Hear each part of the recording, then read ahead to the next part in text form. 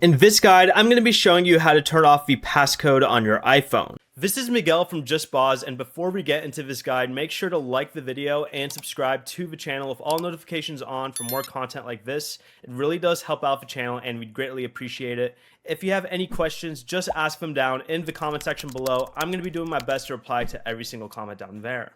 Keep in mind that removing it allows anyone to access your phone if it gets lost or stolen.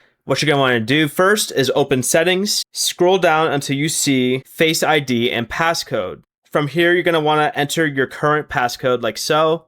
Next, scroll down and tap the Stolen Device Protection option. If it's enabled, go ahead and turn it off, then return to the previous screen. From here, you're going to want to scroll up and press the Reset Face ID option. Remove your saved facial recognition. After that, you're going to want to scroll down and select Turn Passcode Off. This will be an option available if you follow these steps. Review the warning, then tap Turn Off again. Removing the passcode may also delete Apple Pay cards and affect hidden or protected apps. Finally, enter your Apple account password and your current iPhone password if requested. Your iPhone will now unlock without requiring Face ID or a passcode. Before you leave, remember to like the video and subscribe to the channel with all notifications on for more content like this. It really does help out the channel and we'd greatly appreciate it. And if you did have any questions, just ask them down in the comment section below. I'm going to be doing my best to reply to every single comment down there. Peace.